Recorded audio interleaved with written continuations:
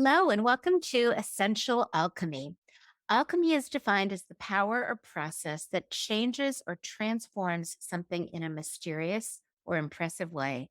My hope is that the information in this podcast can help you transform your mood, your energy, physical health, or even connect some dots to help you shift your mental or emotional state. I'm your host, Jodi Cohen, a best-selling author, award-winning journalist, functional practitioner, lifelong learner, and founder of Vibrant Blue Oils, a company that sells proprietary blends of high-quality organic or wild-crafted essential oil remedies designed to help you return to your ideal mental, physical, and emotional state. You can find out more about me and my company at vibrantblueoils.com. And with that, let's get started with today's episode. Hello, I'm Jodi Cohen, your host, and I'm so excited to be joined by one of my favorite, most brilliant friends. Dr. Jack Wolfson is a board certified cardiologist who uses nutrition, lifestyle, and supplements to prevent and treat heart disease. He completed a 4-year medical degree, 3-year internal medical residency, 3-year cardiology fellowship, and serves as a chief fellow of his cardiology program, managing all other cardiology trainees. Dr. Wolfson then joined the largest cardiology group in the state of Arizona and spent 10 years as a hospital-based cardiologist, performing angiograms, pacemakers, and other cardiac procedures. He was selected by his peers as one of Arizona's top docs in 2011, and he has appeared in every major news station and major newspaper, along with hundreds of appearances at live events, podcasts, and online interviews. He is the paleocardiologist and has A Natural Way to Heart Health. It's his first book, and he is an Amazon bestseller, and he's also a contributing author to the Textbook of Integrative Cardiology. Welcome, Jack. Thank you so much, Jodi. It's a pleasure to be on. And, listen, ever since I met you at Nutritional Therapy Association, I just felt such a great resonance with you. And I love the work that you're doing. And of course, love your vibrant blue oils that we sell a ton of them. We recommend a ton of them. And it's helping so many people in a way that certainly standard cardiology is not. So thank you. Well, and I love that you're taking a natural approach to cardiology. It's not just, once you have the heart attack, you react. You're being really proactive. Can you talk a little bit about kind of why is mainstream cardiovascular disease, the approach to cardiovascular disease, kind of not what you recommend? Yeah, mainstream cardiology, they just take the pharmaceutical model first. They think of pharma first, they think of surgery first, when pharma and surgery should be thought of as last. And there is a much better way to heart health than what mainstream is doing. And it's not that they're not intelligent people, they're very intelligent people, but they're just trained one way. They're trained in the pharmaceuticals. That's the way that I was trained. And we're not trained in causation. So we have to think about the cause of why people have high blood pressure, coronary disease, why they had a stroke or AFib or cardiomyopathy. There's so many reasons why. And if we can address the why, that's how we really make an impact on people. The pharmaceuticals, they don't work. The surgical procedures don't work. There's a time and a place for emergency medicine, of course, but for prevention, they have nothing. Before we kind of get into some of the root causes, you said something interesting before we started. I was kind of asking that men are more likely to have heart attacks than women, and you said something about after menopause. Can you talk a little bit about what the risk factors are for men and women and what early symptoms might be? Yeah, well, I guess I would say the risk factors for anybody are quite simply violations of eat well, live well, think well. When we deviate from that methodology of, again, eating, the right foods, and we now eat the wrong foods, or we live the right lifestyle, or now we don't live the right lifestyle, and even the thought processes, emotions such as anger, anxiety, stress, depression, social isolation, all those things are linked to increased risk of cardiovascular disease. So, and it hits women a little bit later. So there's something protective about being a menstruating woman that keeps them on the healthier side, although more and more of them are suffering. In fact, there's two conditions that are seen in menstruating women or younger women. One is called SCAD, spontaneous coronary artery dissection, number one cause of heart attacks in women, younger women. And then number two is stress-induced cardiomyopathy, otherwise known as broken heart syndrome, or the official diagnosis is Takotsubo cardiomyopathy. It's a Japanese term, doesn't really matter, but it's a broken heart syndrome. It's a woman who's under a lot of stress, and then suffers a massive heart attack, and it can be deadly, very commonly. So, I mean, again, it's all about how do we eat well, live well, think well, and then we test, don't gas, evidence-based supplements, biohacking strategies. But a lot of times, women get the short end of the stick. It's when they're being interviewed, their complaints may be different. So a male classically has chest pain or shortness of breath and they're having a heart attack.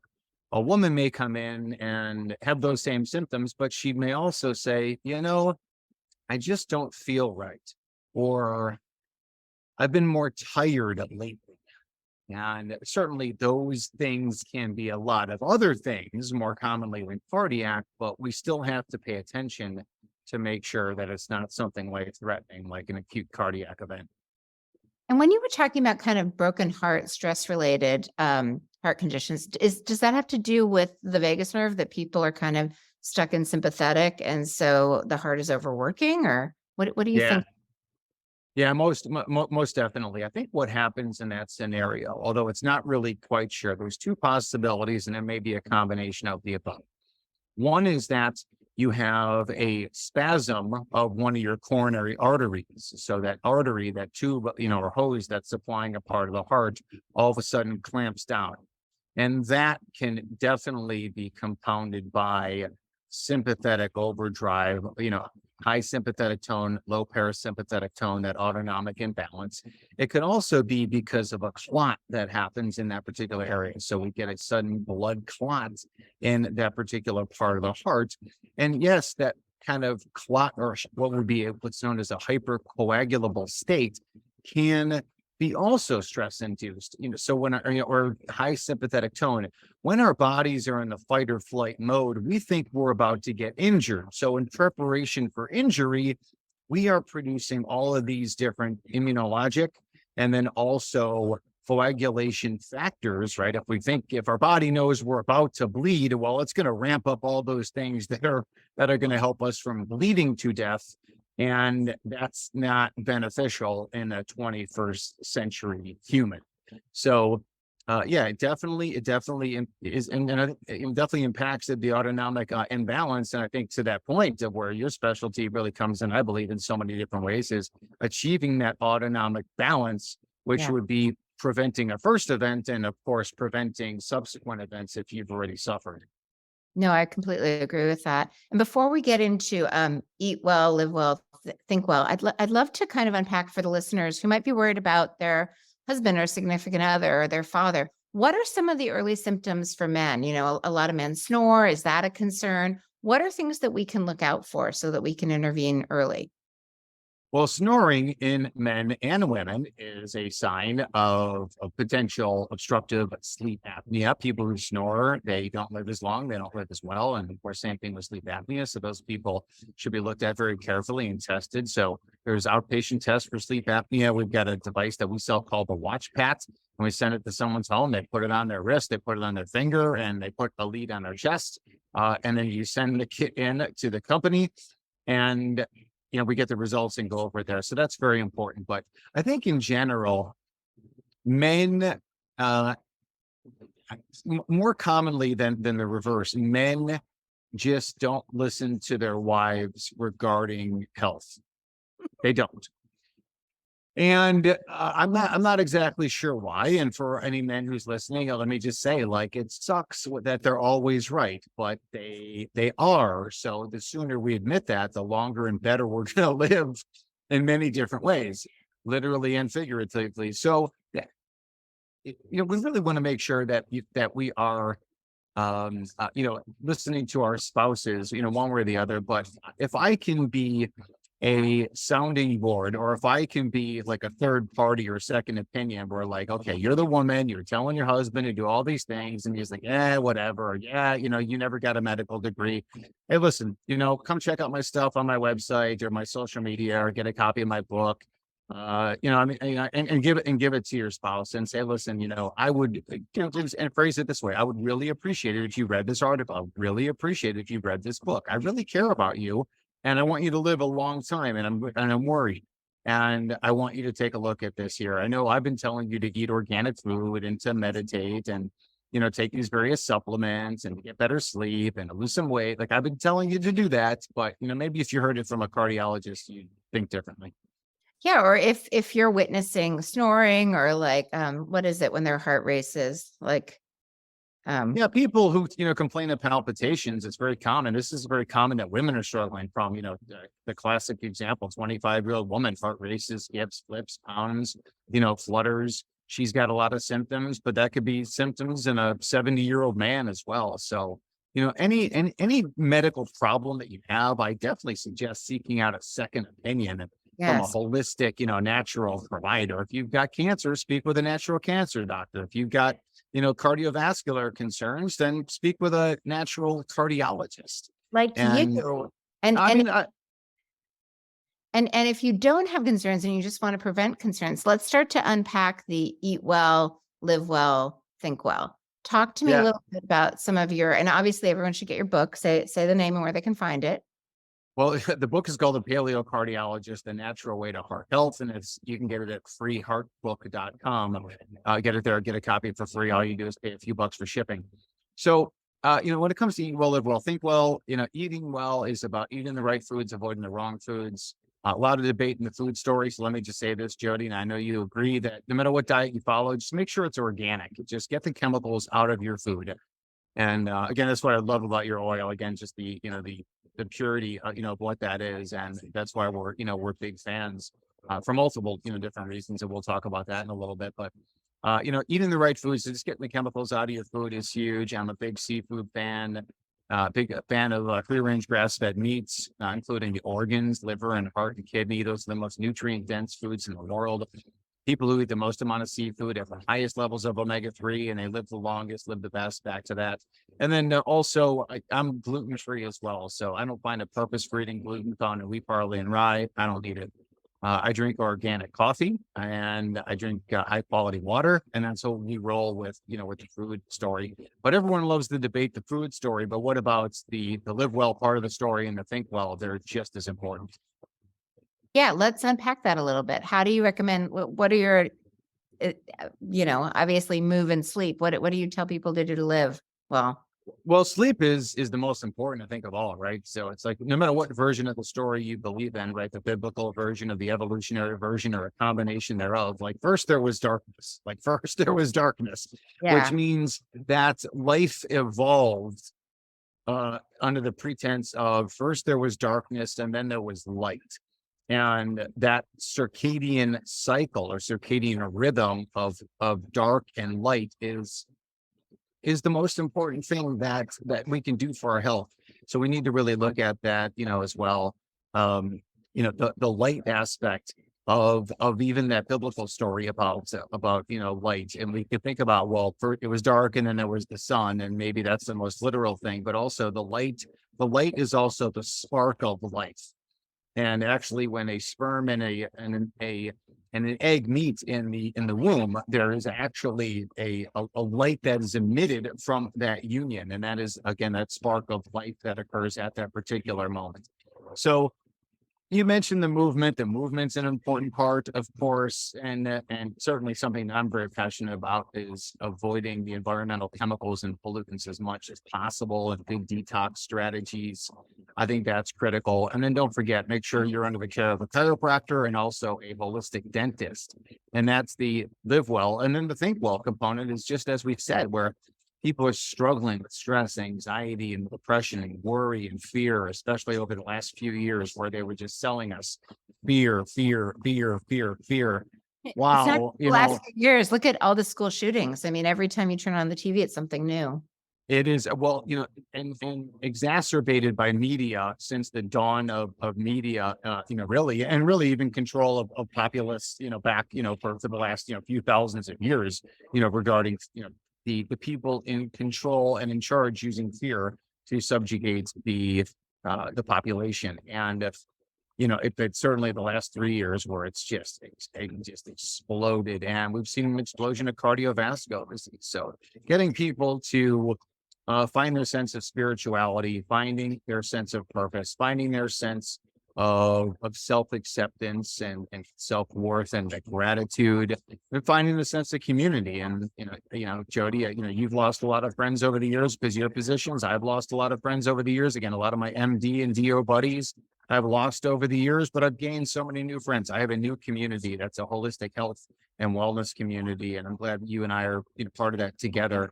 And then those are the three, those three main categories, and they're all super important. And the cardiologists just miss it. They just miss it because they were never trained in it. And it's a problem with the medical training. This goes back to the control by Flexner reports, the Rockefellers, the JP Morgans back in the early 1900s, where they just brought in the pharmaceutical model of healthcare, and it's not healthcare, it's sick care. Yeah, I was really struck when you were talking about light. I was kind of thinking about like plants are really receptors for light, right? It's the sunlight that allows them to grow. Like I was actually just in my garden before we got on, and the weeds are going crazy because it's so sunny now, right? So it's kind of like the plants metabolize the sunlight. And I think that that's part of the benefit of consuming plants, consuming animals that eat the plants, and even the oils is it's kind of liquid light. Yeah, most certainly. I mean, light is so impressive about what it is. And I think the flip side of that too is how detrimental artificial light is. So people who are struggling when they, they're struggling with health concerns because they're just addicted to technology, especially at night. I mean, listen, I know you're looking at tech, I'm looking at tech, but we're recording this, in the morning. When it gets dark out, our family does not use any tech. We try and go to sleep as soon after sundown as possible to minimize our exposure to artificial light.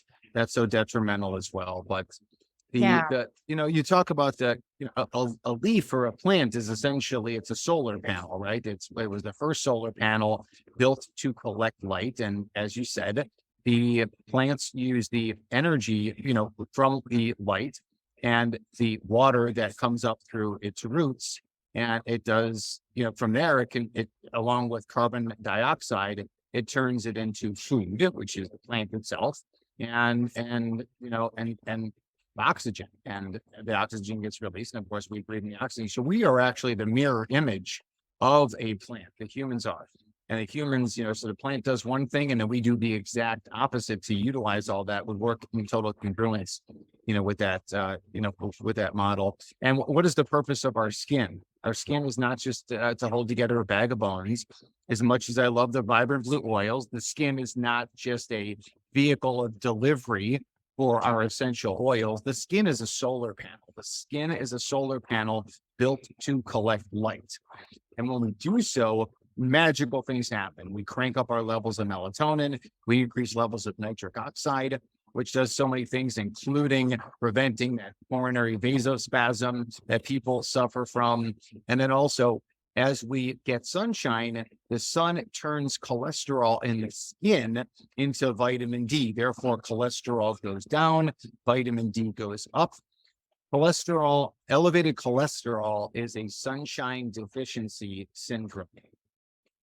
That was brilliant. I've never heard anyone articulate it that way. I loved that. That's amazing.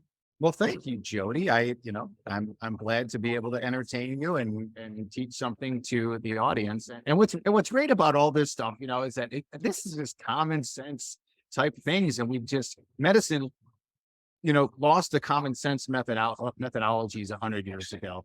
It's really a shame, but it's an exciting time. It's an exciting time. The truth is coming to you very soon. Well, and it's so inspiring too. Like, I mean, I'm 54 and I'm one of almost everyone I know when they turn 50, they're on all these drugs. And what you're basically saying is all we need to do is go out in the sunshine and, eat organic, nutrient dense whole food. Yeah, it's that's really a large part of what it is. But there's a lot of different components, as we said, of the eat well, live well, think well. My presentation recently at the ECO conference was about mold mycotoxins and cardiovascular disease. Mold is very, very sinister, and everybody needs to know if they're living in mold, and if they are trying to mitigate that, trying to get out of it, trying to remediate it. and then coming up with good detox strategies to deal with that. And again, I know that you guys have a lot of fantastic products. Yeah, You we know, really do support drainage. Mold is like, it's so alarming because some people don't, half the time they don't even realize that they're living in mold. And half the time they don't equate the symptoms that they're having with mold. It can affect everything. It can affect mood. It can affect mental function, obviously respiratory, heart. yeah, it can affect every symptom can be explained away by mold. And it's when we look at, a lot of times it's the woman. The woman has the symptoms and the man says he feels fine. So the woman, she's got brain fog, she's got skin issues, she's got gastrointestinal issues, nobody could figure it out. And then, somebody mentions mold, and the husband's like, oh, but I feel fine. Well, meanwhile, the husband's on free meds for blood pressure, he's on high cholesterol meds, he's got erectile dysfunction, and he uses, Viagra, and he's got low T, and he's looking for testosterone. I mean, like, so there's always, the man always has something, although he refuses to equate the fact that mold could be causing a lot of these symptoms. But it's critically important to spread the truth about this and raise awareness about this, for people, and that way they can start getting, help, with it. But again, that whole concept, eat well, live well, think well. Then we do the most advanced testing in the world, which is much more in depth than what the medical doctors are doing, by far and away. And then the evidence-based supplements and those biohacking strategies. And I consider the essential oils, as far as biohacking strategies, perfect. And again, to give you just kind of shameless plugs here. Yeah, I mean, it really is fantastic. What I love about your stuff is that it actually has a label on it as far as like what it's for. Because if me personally, I mean, there's so much on my brain, and I'm like, okay, well, what are the oils that I would use for parasympathetic? Oh, I would use this combination of this, and this. I love that you've done it already for us, where it's just like, okay, like this is the organic, wild crafted, blend that you're going to use for heart or lymphatics or parasympathetic or circulation, or fascia. And makes it simple for guys like me, because and for patients in general. I think it's really great. But I think it's a penultimate biohacking strategy that can really help people along the way. Well, correlating with think well, we intentionally put the positive outcome. Like when my kids were little, I remember, we're at the pool and you're like, don't run. And someone's like, don't say that, because all they hear is run. Say walk. Just give them the positive outcome that they're looking for. So I'm sure there are going to be a lot of listeners who either want to see you themselves or want to send their husband to see you. How can people work with you, and what does that look like in terms of what tests do you run? Well, you got, and let me say this too. Thank you for that advice about the children, because I always tell my little girls not to run. So I will say going forward, hey, make sure you walk by the pool. Yeah. Yeah. So I mean, there's so many different tests to run: intracellular vitamins, minerals, toxic metals, pesticides, phthalates, parabens, PVCs, and of course, mold mycotoxins, and these intracellular vitamins and minerals and proteins and fats and markers of inflammation. There's so many exciting things that we can do that mainstream is not doing. And that's what we do over at Natural Heart Doctor. So for anyone who's interested, yeah, it's come to our website, naturalheartdoctor.com. You can follow us on social media. We're all over, TikTok and Instagram. And, listen, I think that a lot of, social media can be stressful. We want to make sure we want to limit it during the day. We don't want to do it at night. I think there's some good, valuable information to be found on there, but try and stick it to, I guess, valuable things that will actually help you in your lives. Kind of, scrolling through endlessly looking to just to be entertained. I would suggest there's better forms of entertainment. Like freeheartbook.com. I still Right. read old school. You can see I'm a book girl. But thank you so much for your time. Was there anything that we didn't touch on that you'd like to add? No, I appreciate you and your time, and I am a big fan of the old school, books. Most certainly. So no doubt about it. Thank you for your time. Thank you for your products. Thank you for your support. And we just love what you're doing, Jody. So keep up the good work. Oh, mutual love fest. I love everything you're doing too. Thank you. Thank you so much for listening. I hope this podcast empowered you with some useful information and takeaways. If you liked this episode, please consider sharing a positive review or subscribing. I would also love to offer you my free parasympathetic toolkit as a gift just for listening. It will teach you how to activate the most important nerve in your body to turn on your ability to heal. This free toolkit includes a checklist, a video, and a detailed guide. If this podcast prompted any questions, you can always find answers at my blog. at vibrantblueoils.com or my book, Essential Oils to Boost the Brain and Heal the Body. Until next time, wishing you vibrant health.